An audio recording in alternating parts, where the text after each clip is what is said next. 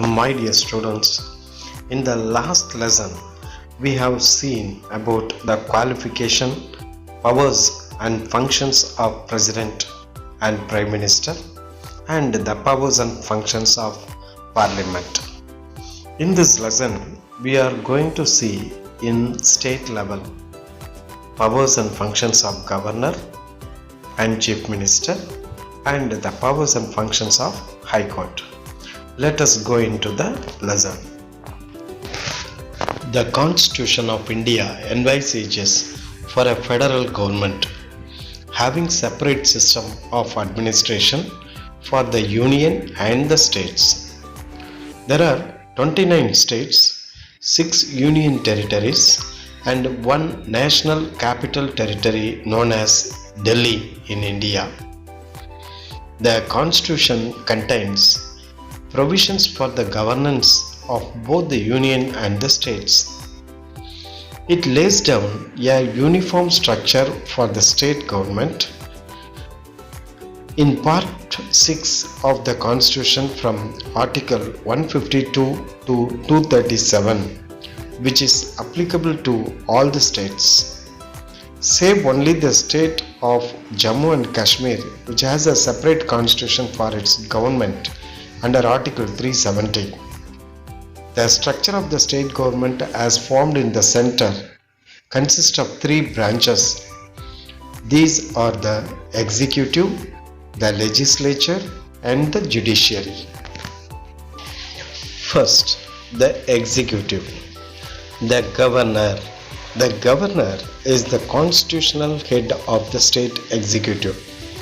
The administration of a state is carried on in the name of governor. Generally, there is a separate governor in each state. But if the situation warrants so, the same person may be appointed as the governor of 2 or more states. Article 154 vests in the executive powers of the state in the governor. Article 154 of 1 holds that the executive power of the state shall be vested in the governor and shall be exercised by him either directly or through officers subordinates to him in accordance with this constitution.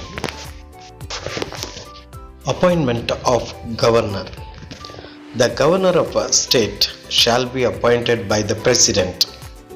His usual terms of the office is 5 years, but he holds office during the pleasure of the president. Generally, the governor does not belong to the state where he is appointed. He can also transfer from one state to another by the president. He can also resign anytime by addressing his resignation to the president. The legislature of a state or a high court has no role in the removal of the governor. A person may be appointed as a governor for any number of terms. 2 conventions have been set up in the matter of appointing a person as governor of a state. He should not be a resident of the state concerned, and the state government concerned is consulted and its views are sought regarding the proposed choice. According to Article 158 3 of A, where the same person is appointed as governor of 2 or more states, the emoluments and the allowances payable to the governor shall be allocated along the states in such proportion as the president may by order determine. Qualification of governor. Article 157 and Article 158 of the Constitution of India specify eligibility requirements for the post of governor. First one, he should be a citizen of India. He must have completed 35 years of age. He should not be a member of a parliament or any state legislature. If he is a member of any of legislature, he automatically vacates his seat on assuming the office. He should not hold any other profitable occupation.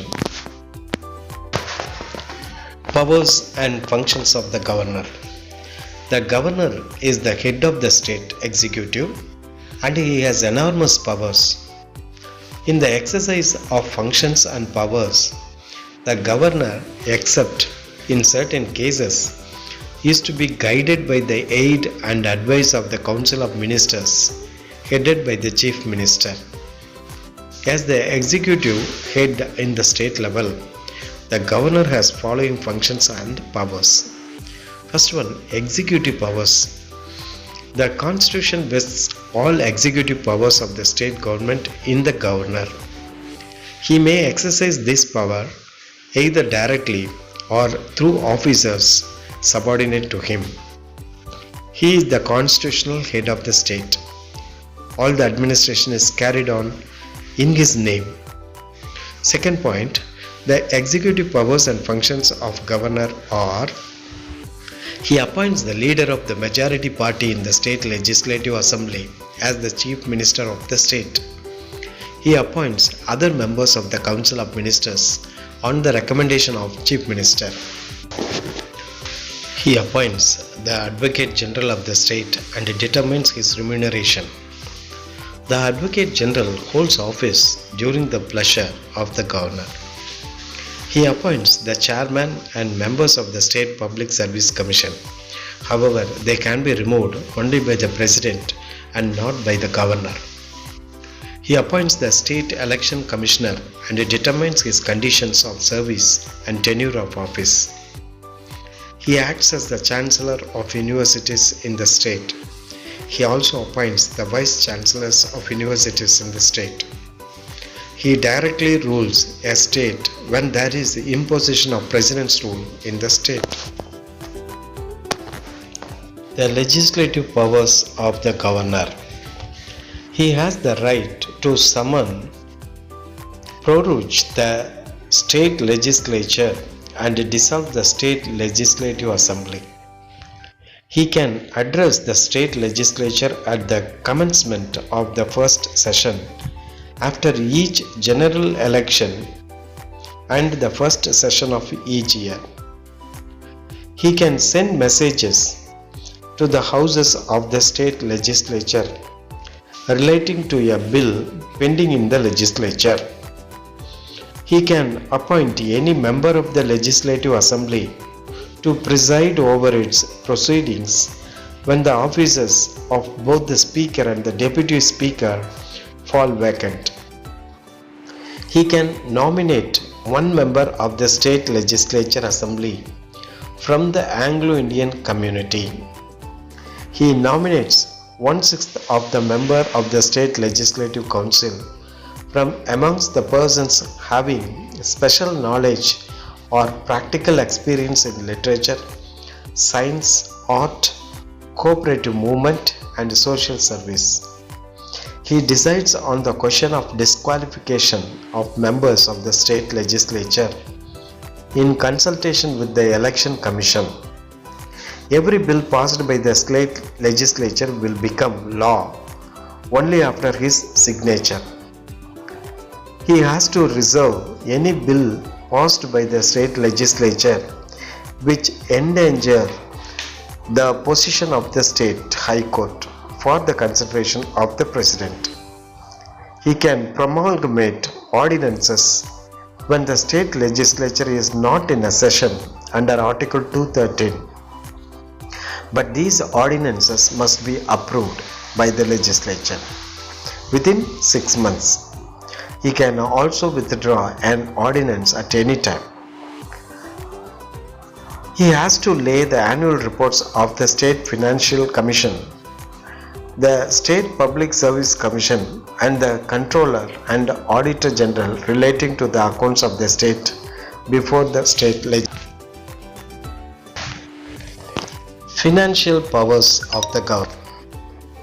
The Constitution confers on the governor the duty to get prepared and introduced to the state legislature the annual budget and also supplementary budgets if necessary. He causes the annual financial statement, that is budget of the state, to be presented in the legislative assembly. He presents through the Minister of Finance of the state and supplementary budget of the state to the Legislative Assembly if there be such a need. Money bills can be introduced in the state legislature only with the prior recommendation. No demand for any grant can be made except on his recommendation. He can make advances out of the state contingency fund to meet any unforeseen expenditure. He constitutes a finance commission after every 5 years to review the financial position of the panchayats and the municipalities. Judicial powers. He appoints the Attorney General of the state. He appoints judges to the subordinate courts in the state. He makes appointment, postings and promotions of the district judges in consultation with the state High Court. The Chief Justice of the High Court in the state is appointed by the President in consultation with him. He can pardon, commute or reprieve punishments on receipt of appeals for mercy. Emergency powers. If the governor is satisfied that the government of a state is not carried on in accordance with the provisions of the Constitution, he may, under Article 356, recommend to the President to impose President rule in the state.